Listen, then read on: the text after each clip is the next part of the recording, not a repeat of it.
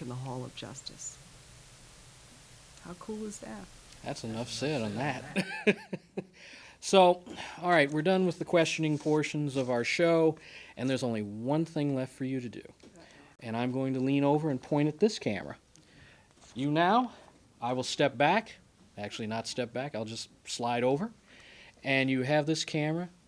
Tell the people of Los Angeles County anything you want them to know.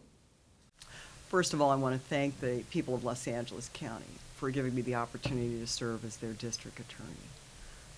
This is the best job in the world, and I'm so thrilled to have the privilege, really, to be in charge of this office, the largest prosecutor's office in the nation, and that you trust me enough to do the right thing and to make decisions that are in the best interest of justice. We've got some incredible goals that I think are really going to improve the life of people in L.A. County. And I am grateful that I have the support and the relationships in place to get those things done. So I look forward to seeing people out in the community and getting feedback from them. And I want you to know that your district attorney's office is running well and will continue to run well. And that concludes our 6-month review with District Attorney Jackie Lacey. We'll be back here in 6 months or a year to see how things are going. Special thanks go to DA Jackie Lacey and Department Spokesperson Gene Guccione for giving us their time.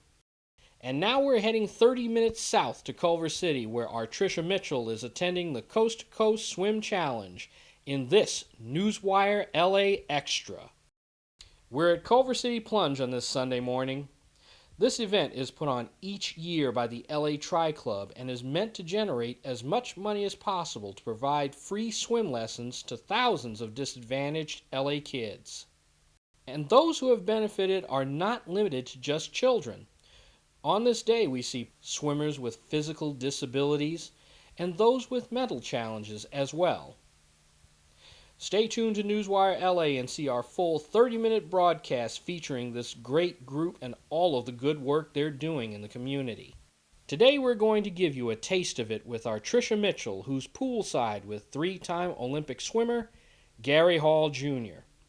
Hall is here today serving as one of the swim coaches. And now, let's go down to our Trisha Mitchell. Hi, I'm Trisha Mitchell with Newswire L.A. and I'm standing here with the great Gary Hall Jr., former Olympian of 3 different Olympics, correct? That was 2000? 96 before that, and 2004 too. And 2004. I should know that, being a swimmer. Shame on me. It was a long time ago. Right. However, he is here today to support this great event. But Gary, tell us why you feel it's most important for kids to learn how to swim.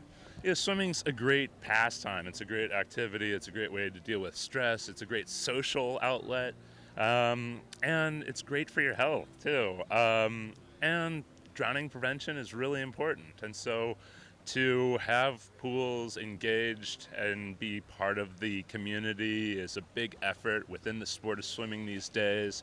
And it's a really important one too, because if we can just save one kid from drowning, that's really important stuff, right? Yeah, I completely agree. So now that you are, I'm assuming you're retired? From the sport of swimming. From the sport of swimming. What is it you do in your pastime that still kind of touches back with swimming? You know, I am involved in the sport peripherally, and it's mostly as a fan these days. I've been to the Beijing and London Olympics to cheer on Team USA, just like everybody else in this country, and have a lot of fun doing it, too.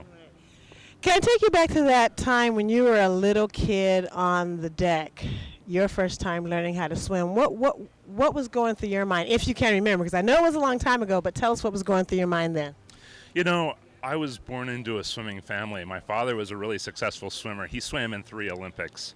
So I learned how to swim before I could walk, and swimming was always part of my upbringing. And a second home, and that's really what enabled me to be a successful competitive swimmer later in life. But having that familiarity with the water and the pool environment. So what you're saying is, for you, there really wasn't a fear, unlike the kids that aren't taking swimming lessons right now. So what would you say to those kids who may have that fear and don't necessarily want to take swimming lessons? What would you say to them?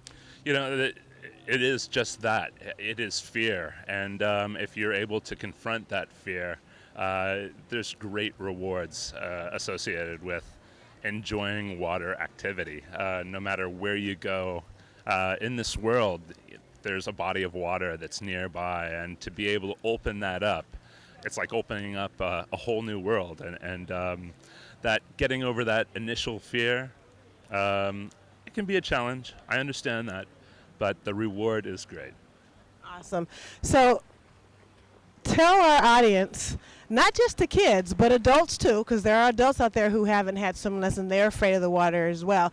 Tell them why you think it is important for them to become water safe. Well, safety is an important thing, right? Who knows what situation may present itself where you need to jump in and rescue somebody else. Going through those steps, and they're not difficult steps.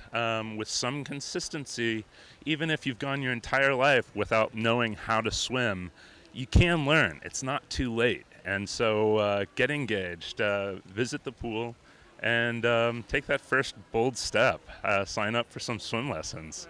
It can be a lot of fun. Like I said at the beginning of the interview, swimming is a social outlet as well. And not only do you feel good about the social engagement that you experience with other people on the team and the environment, you feel better about taking care of your health too.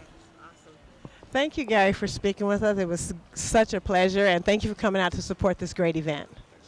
All right. Awesome. Can I give you a hug? Oh, yeah.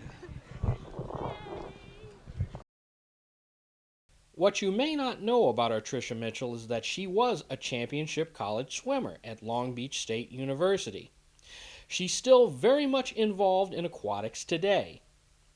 Immediately after doing her interviews with Gary Hall and several others, she suited up and hit the deck. She took her first dip in the water using the lanes being overseen by Coach Gary Hall Jr. Gary Hall. Yeah. Today we're going to be working on your dive. My dive. So this is how it's done. The swim you're watching was scheduled to last for a full hour, so Trisha had her work cut out for her. Here's a little note from Trisha as she was getting more and more into her session. Okay, so far I've swam 3 100s. That is the equivalent of 12 lengths of the pool. I've got about, 15 more? No, 17 more. 17 more 100s. Are you with me, Newswire L.A.? Here we go. And there she goes, in an attempt to finish the remaining laps on the docket. We'll bring you more of this day on a broadcast of Newswire L.A. dedicated to looking at the Coast to Coast Swim Challenge. It was wonderful bringing you District Attorney Jackie Lacey and our Newswire L.A. featuring the Coast to Coast Swim Challenge. Stick with us and you'll see even more stories coming right down the pike. To follow everything Newswire L.A., look us up on Facebook and Twitter at Newswire L.A. I'm your host, Chin Thomasangsi, saying good night, and we'll see you back here next week.